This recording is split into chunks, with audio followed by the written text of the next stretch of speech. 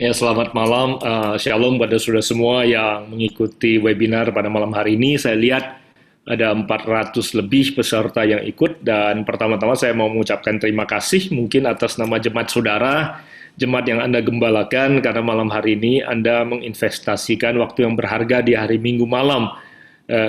Biasanya adalah waktu untuk keluarga Anda, dan itu sebabnya saya atas nama gereja dan jemaat Anda mungkin yang tidak sempat bilang terima kasih pada Anda untuk investasi yang Anda berikan malam hari ini untuk berada dalam uh, webinar ini. Apa yang saudara dengarkan, doa saya adalah itu akan menjadi sumber inspirasi dan menjadi berkat buat jemaat yang Anda gembalakan. Terima kasih sekali lagi untuk kesempatan yang diberikan pada saya oleh NN40 Movement.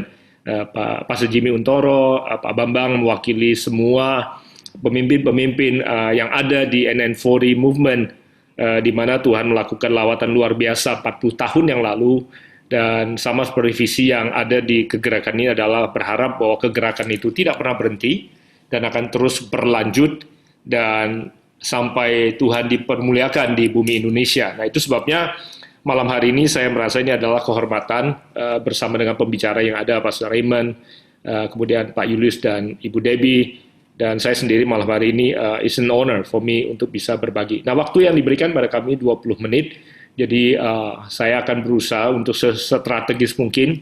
Tema yang diberikan pada saya dalam sesi saya adalah tentang discipleship. Jadi saya coba share my screen. Karena tema kita malam hari ini adalah Church in the New Landscape sebenarnya, gereja di era yang baru. Nah, sangat tergantung kepada new landscape saudara, definisi saudara apa. Jadi, karena tema kita adalah Church in the New Landscape dan sesi saya adalah tentang intergenerational leadership. Di sini ada beberapa hal yang baru mungkin bagi saudara. Kata kunci yang pertama adalah intergenerasi. Seperti tadi Pastor Raymond sudah singgungkan cukup mendalam tentang dampak daripada kepemimpinan lintas dan intergenerasi, antar generasi, memimpin bersama. Tidak hanya satu generasi berikutnya menunggu tongkat estafet itu diberikan, baru kemudian dia berlari. Jadi ini berlari bersama, memimpin bersama, menggembalakan bersama. Dan kata kunci yang diberikan bagi saya tentunya bukan leadership, tapi discipleship, pemuridan. Nah, jadi sebabnya karena konteks kita adalah baru, sangat tergantung kepada baru bagi saudara yang mana. Apakah kepemimpinan dan pemuridan lintas generasi ini baru bagi saudara, karena saudara tidak intergenerasi dalam menggembalakan dan memuridkan, bisa jadi kata intergenerasi baru, tetapi bisa juga ada faktor yang baru di dalam konteks saudara. Ya, sekarang dalam kondisi pandemi, ada banyak hal yang baru, ada istilah new normal, normal yang baru yang dihadapi oleh banyak orang, yang mana seringkali cuma diasosiasikan sebagai platform digital yang baru, karena sebelumnya offline, sebelumnya ada di ruang ibadah, sekarang terpaksa online. Jadi seolah-olah cuma ada dikotomi, yang baru ini adalah online, yang lama itu offline. Jadi apakah itu sesuatu yang baru? Sangat tergantung pada konteks saudara. Tetapi bisa juga ada hal-hal yang baru karena bicara soal kegerakan yang baru, kita sedang melayani generasi yang baru. Jadi bukan hanya new normal, tapi new generation to come. Jadi kalau saudara mau menjangkau dan memuridkan generasi yang baru, karena selama ini bahasa kita adalah, narasi kita adalah menggembalakan generasi milenial, tapi yang sebenarnya yang sedang kita gumuli bukan lagi generasi milenial, karena generasi milenial sudah mulai menanjak dewasa, justru di bawahnya generasi Z, generasi Alpha, generasi berikutnya. Nah, kalau jemaat saudara sudah secara statistik, saudara sudah melihat bahwa ada tantangan dalam menjangkau generasi Z, generasi di bawah milenial, kemudian generasi Alpha, maka dua generasi itu merupakan generasi yang baru, adalah landscape yang baru yang saudara perlu jangkau. Jadi variabelnya terlalu banyak sebenarnya malam hari ini, 20 menit kita bahas. Tapi saya berusaha untuk senetral dan segenerik mungkin, sehingga saudara bisa pakai apa yang saya bagikan untuk kebutuhan saudara. Karena ada yang saudara, ada yang di kota yang lebih terpencil, atau ada daerah yang lebih kecil, ada yang di kota besar. Saudara mengembalakan model gereja yang berbeda-beda, jadi variabelnya terlalu luas, jadi tidak mungkin bisa saya akomodasi semua. Tetapi inti daripada pemuridan adalah transformasi kehidupan. Saya kira untuk itu kita sepakat. Jadi saya akan berusaha segenerik mungkin. Jadi saudara bisa pakai apa yang saya bagikan untuk kebutuhan dan kepentingan saudara. Nah, saya ingin persamakan beberapa variabel persepsi kita. Misalnya, survei membuktikan, riset membuktikan bahwa 5 pemicu transformasi kehidupan di dalam kehidupan bergereja ini adalah 5 besarnya. Pengajaran yang sehat. Kemudian kebiasaan rohani yang dibangun, itu kebiasaan-kebiasaan yang dibangun di dalam komunitas gereja yang ada. Apakah itu saat teduh, apakah itu kebiasaan memuji Tuhan, kebiasaan melayani, itu di poin ketiga.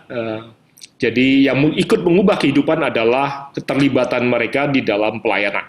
Jadi orang Kristen yang tidak melayani juga akan terbatas proses atau perjalanan perubahan kehidupan yang dia alami atau transformasi kehidupan.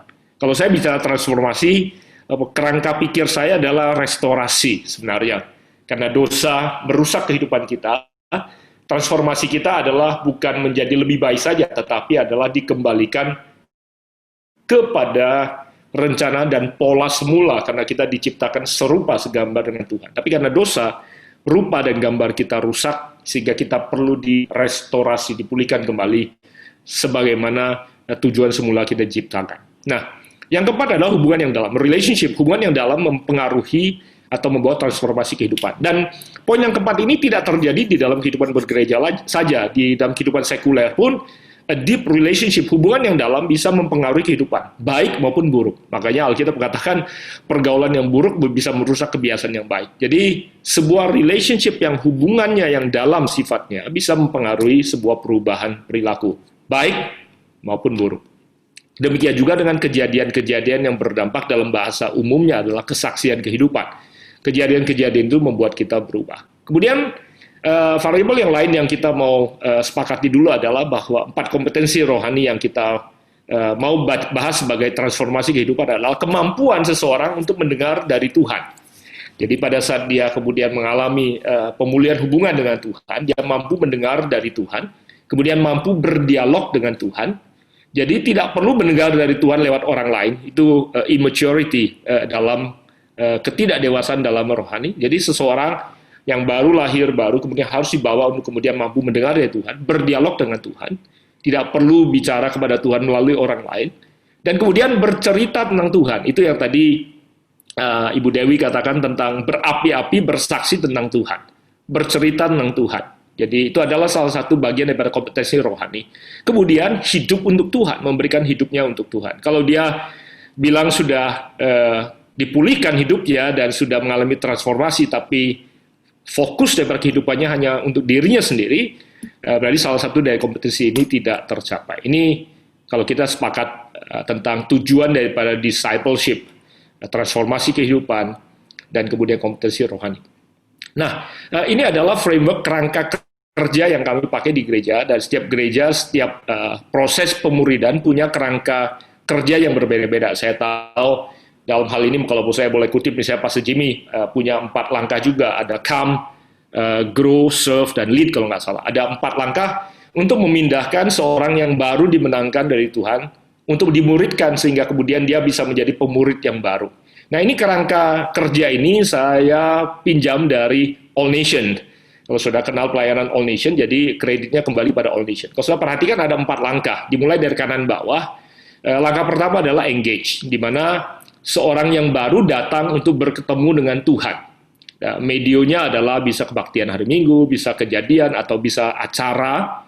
Tapi tadi Pastor Raymond udah bilang, kita harus berubah dari event-based kepada momentum-based. Jadi bukan cuma event yang menjadi kerangka acuan utama untuk menjangkau orang yang baru. Dan konten tadi sini. Jadi engage, orang datang dari belum kenal Tuhan, kemudian mulai kenal Tuhan. Kemudian establish berikutnya, ke kiri, mereka mulai bergerak dari pertobat baru, orang yang baru lahir baru, menjadi murid. Di situ mereka mulai misalnya ada ikut kelas, kemudian ikut kelompok kecil, dimuridkan, dan lain sebagainya. Kemudian naik ke atas, kiri atas, mereka di-equip Mereka mulai dari tadinya dimuridkan, kemudian supaya mereka bisa menjadi seorang pemurid. Ya, yang warna kuning itu sebenarnya framework internal kami, ada kelas-kelas kami. Saudara mungkin punya acuan sendiri, saudara punya konteks tersendiri, kemudian akhirnya orang tersebut di-empower, dilepas untuk pergi ke dunia. Tadi yang pakai bahasa Ibu Dewi, pergi. Ya, memang kita harus pergi, kalau kita tidak pergi, kita tidak bisa menjangkau dunia. Tapi pergi di sini bisa pergi kepada dunia mereka, kosmos dalam bahasa Yunaninya. Kosmos mereka bisa dunia mereka, dunia arsitektur, dunia pendidikan, dunia hukum, dunia politik, dunia ekonomi. Jadi bukan cuma geografis saja, tapi bicara soal dunia di mana Tuhan tempatkan mereka berada untuk jadi garam dan terang. Ini framework yang kami pakai. Nah, kalau sudah perhatikan, di atas ada tulisan The Church and the World. Di sebelah kanan, karena mereka mulai dari kanan bawah, masuk ke kiri bawah, naik ke kiri atas, kemudian kanan atas. Di sebelah kanan itu dunia, jadi mereka datang dari dunia, masuk ke dalam gereja, dipersiapkan di dalam gereja untuk dikembalikan kepada dunia, bukan untuk disimpan di dalam gereja. Oke? Itu ada pembagian. Nah, kemudian garis horizontal membagi atas bawah. Bicara soal apa yang diperlengkapi di dalam proses pemuridannya. Di bagian bawah, identitasnya yang dibangun melalui komunitas. Karena komunitas menjadi salah satu kunci untuk memuridkan. Karena memuridkan itu bukan cuma duduk di dalam kelas, ya. Jadi komunitas. Jadi saya nggak mungkin dalam 20 menit itu membahas terlalu teknis, tapi Anda yang sudah sering memuridkan, Anda tahu apa yang dimaksudkan dengan komunitas. Untuk membangun kebiasaan atau spiritual habit, itu tidak bisa tanpa komunitas. Nah, kemudian yang bagian atas bicara soal skills dan resources, ada sumber daya dan keahlian yang dibangun. Tentunya ini adalah pemuridan secara utuh, jadi bukan cuma kognitif, ayat dan firman yang dimasukkan, juga bukan cuma psikomotoris, kemampuan dia untuk bercerita, bersaksi tentang Yesus, 4 langkah penginjilan dan lain sebagainya, atau 4 hukum rohani dan lain sebagainya, tetapi juga ada perubahan afektif atau perubahan sikap dan perilaku di dalam kehidupan. Itu menjadi target daripada pemuridan kita. Nah, tentunya sekarang dikotomi yang tadi saya katakan bahwa banyak orang yang sekarang terjerat di dalam konteks online atau offline. Ya, bisa online, bisa offline, tapi bisa juga banyak platform yang lain kalau kita mengerti konteksnya di new landscape ini secara lebih kompleks. Nah, itu sebabnya tadi kalau memakai 4 langkah tadi, engage, establish, equip, dan empower, saudara nggak usah khawatir, nanti materi yang saya bagikan ini saudara bisa dapatkan dari panitia melalui email.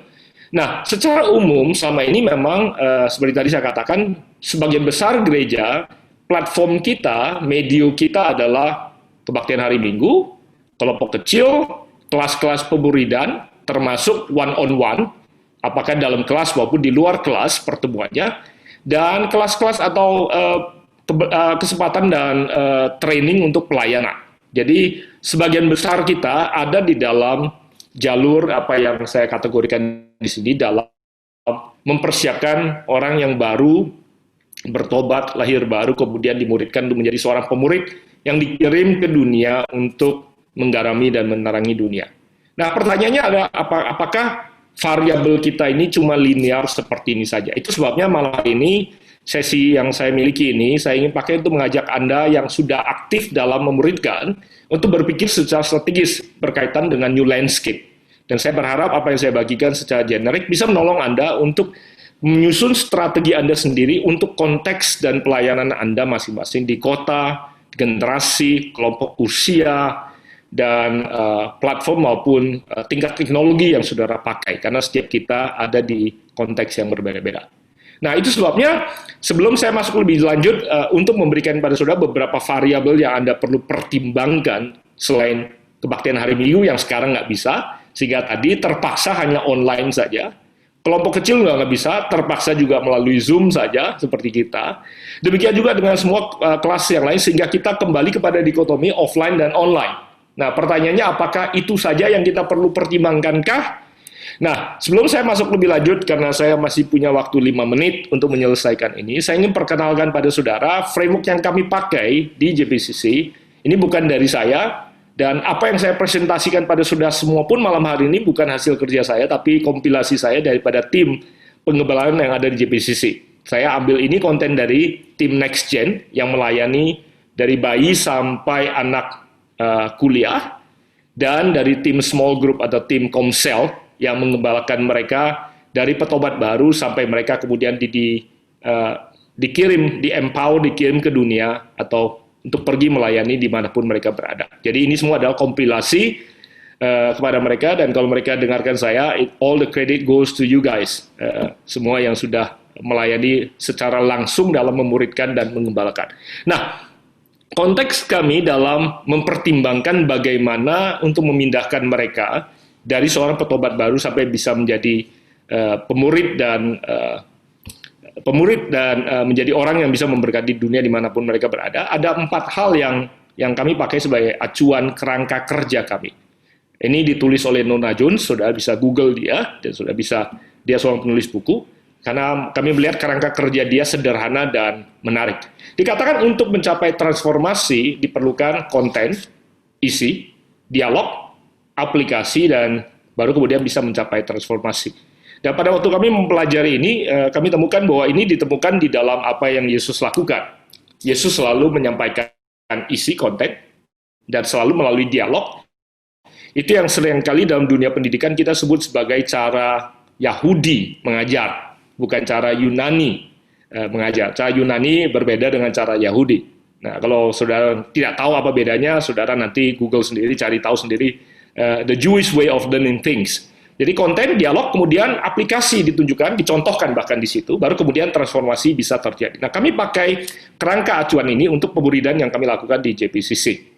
Nah, fokus yang saya mau angkat dalam 4 menit terakhir ini adalah faktor dialog dan aplikasi. Karena konten, saya yakin saudara semua punya konten pemuridan yang canggih, dan saya yakin setiap gereja yang kita gembalakan di sini punya konten yang boleh bilang sama karena Alkitab kita sama. Jadi menurut saya, dari penelitian saya, konten tidak significantly berbeda dari satu gereja pada gereja yang lain. Tetapi gereja yang berhasil dalam memuridkan, terutama pemuridan lintas dan intergenerasi, menurut saya kuncinya terletak di dialog dan aplikasi. Bukan di kontennya, tapi dialog dan aplikasinya. Nah, dalam 4 menit berikut ini, saya mau lebih cepat memberikan pada saudara platform apa yang saudara perlu pertimbangkan dalam membangun dialog dan kemudian menyampaikan aplikasi, terutama in the new landscape. Ya. Apalagi new landscape, new normal saja kita sebagai gereja, maafkan application ada salah tulis di situ, L-nya harusnya P. Nah, new normal saja kita kelabakan, apalagi new landscape, post new normal, dan itu menjangkau 20, 30, 40 tahun dari sekarang. Jadi itu yang perlu kita pertimbangkan, bagaimana membangun dialog dan bagaimana menyampaikan application, sehingga apapun kondisinya, apapun platformnya, kita bisa mencapai transformasi. Itu yang saya ingin ajak saudara pertimbangkan. Nah, itu sebabnya di dalam konteks kami memakai beberapa hal. Waktu saya hampir habis nih. Kami pakai ada 3P dan 3D. 3P itu kalau kita memuridkan harus personal, harus pribadi, harus tracking progress, harus ada perubahan dan pertumbuhan yang bisa dilihat, dan tentunya seperti tadi Ibu Debbie katakan, tanpa doa nggak mungkin. Ada 3P. Kemudian ada 3D. So kita perlu discover mereka, discover banyak hal, bukan saja siapa yang kita discover, tapi talentanya, kekuatannya, latar belakangnya, kemudian develop, mengembangkan dia, dan baru kemudian deploy, baru kemudian mengutus dia. Nah, saya ingin ambil kata develop sekedar menunjukkan pada saudara apa yang kami lakukan di JPCC. Di develop, ini yang kami lakukan. 4 langkah. I do, you watch. Aku lakukan, kamu perhatiin. Kemudian, I do, you help. Aku lakukan, kamu mulai bantu. Setelah itu, kita ngomong. Jadi ada dialog dan ada aplikasi yang terus berjalan. I do, you help, we talk. Kemudian dibalik, you do, I help, then we talk. Jadi ada dialog dan aplikasi yang ongoing terus terjadi. Baru terakhir, you do, I watch, and then we talk. Nah, ini adalah acuan yang kami lakukan atau kerangka kerja yang kami lakukan dalam menggembalakan dan membangun pemuridan. Jadi itu sebabnya kami punya kelompok kecil, bahkan pemuridan mulai berjalan dari anak-anak TK. karena mereka sudah terbiasa ada di kelompok kecil dan ada orang-orang yang memimpin mereka dan mereka sudah terbiasa memimpin. Misalnya anak saya waktu itu pada waktu dia kelas 1 SMP dia memimpin anak kelas 4 SD kalau nggak salah, seperti itu. Jadi ada coaching dan ada dialog dan ada application every week, setiap minggu yang terus terjadi dalam pemuridan. Dia sendiri dimuridkan dan dia juga memuridkan orang yang atau anak-anak yang lebih kecil. Misalnya contohnya anak saya. Jadi ini mungkin slide terakhir karena waktu saya sudah habis. Kami mapping untuk kemudian menentukan platform yang mana dipakai untuk menjangkau siapa. Kalau sudah lihat kolomnya itu ada 4. Engage, establish, equip, empower. Nah, barisnya adalah platform yang bisa dipakai di tingkat yang berbeda-beda untuk tujuan target yang berbeda-beda. Ya, sosial media dipakai untuk menjangkau tingkat tertentu saja, nggak bisa untuk empower atau mengutus misalnya, deploy nggak bisa. Jadi kalau saudara tidak punya kerangka kerja, maka saudara tidak akan bisa secara strategis menarget kelompok atau target usia yang saudara ingin capai untuk saudara muridkan. Karena menurut saya apakah itu online atau offline, ketemu pribadi atau cuma lewat Zoom, it doesn't really matter. Kalau saudara mau lihat generasi alpha sekarang, saudara mereka bisa tinggal di 3-4 benua yang berbeda-beda, punya time zone yang berbeda-beda. Mereka bisa bertemu main game yang sama, sambil main dengan bicara dan video nyala pada waktu yang bersamaan. Padahal mereka dulunya satu kelas dan ada di kota yang sama. Sekarang mereka ada di 4 benua yang berbeda-beda. That happens seperti mereka sama sekali tidak terpisah. Nah, kalau gereja tidak bisa mengantisipasi the new landscape, menurut saya kita akan kelabakan untuk bisa menggembalakan mereka di zaman yang baru. Nah, karena waktu saya terbatas, saya rasa saya cuma ingin tutup dengan ini. Yesus berkata, dialah jalan kebenaran dan hidup. Di mana letak lintas dan intergenerasi bisa bekerja. Kita yang generasi, saya termasuk di gereja saya generasi yang tua. Saya merasa bahwa Tuhan pakai saya untuk menjadi penunjuk jalan. Di Perjanjian Lama, di slide ini dikatakan bahwa Yosua diperintahkan untuk meletakkan batu, mengambil batu dari tengah sungai Yordan, untuk ditempatkan di sisi sungai Yordan, supaya generasi berikutnya, setiap kali mereka lihat batu itu, mereka bisa bertanya, ini batu apaan sih? Sehingga mereka bisa bercerita, generasi sebelumnya bisa bercerita tentang tangan Tuhan yang menyertai dan bekerja dalam kehidupan kita. Kita generasi yang lebih tua bisa menjadi pembuka jalan dan penunjuk jalan, tetapi pada waktu yang bersamaan juga bisa menjadi standar kebenaran, beacon of truth, dan kemudian bisa menjadi pohon kehidupan bagi mereka. Dikatakan, saya tahu Amsal 3 bicara soal hikmat, tapi kita, generasi yang lebih tua juga bisa menjadi pohon kehidupan bagi mereka yang ada bersama dengan kita. Kalau saudara mau sumber-sumber kami yang ada di JPCC, ini linknya terbuka untuk saudara. Mungkin saya cuma mau buka sedikit saja. Ini linknya. Kalau sudah buka resources.myjpcc.org, ini terbuka untuk umum. Di sini semua sumber daya yang ada, konten. Karena konten, ini konten kami taruh di sini. Konten bisa saudara create, tapi kuncinya adalah dialog dan aplikasinya. Untuk semua kelas, untuk semua kelompok usia, marketplace, pria, wanita, next gen, parenting, small group, ada di sini, leadership development, kontennya semua ada di sini, dan saudara saya yakin juga bisa punya konten yang lebih canggih, tapi menurut saya secara strategis yang menjadi kunci adalah dialog dan aplikasinya. Saya rasa itu saja dari saya, dan saya berdoa supaya saudara temukan apa yang saudara butuhkan, dan saudara bisa mengembangkan strategi yang terbaik bagi saudara masing-masing. Sebagai kalimat terakhir, kalau saudara berpikir bahwa saya yang tua ini, hanya saya yang bisa memberi pada generasi yang lebih muda, saya mau bersaksi, itu adalah persepsi yang salah. Justru karena saya memimpin bersama dengan generasi yang jauh lebih muda, beberapa generasi, maka apa yang baru saya tunjukkan pada saudara semua bisa saya presentasikan, karena semua aplikasi-aplikasi yang tidak mungkin bisa saya bayangkan dan saya pikirkan, justru generasi yang lebih muda lah yang memimpin saya untuk bisa mengertinya, Jadi kalau bicara soal intergenerational leadership, bukan cuma kita yang tua memimpin mereka. You know what? In many things and in many ways, they are leading us. Kalau kita nggak biarkan mereka memimpin kita akan ketinggalan untuk bisa menjangkau generasi yang ada di bawah. But at the same time, ada hal-hal yang sifatnya rohani yang perlu kita untuk memimpin mereka. Saya kira itu saja.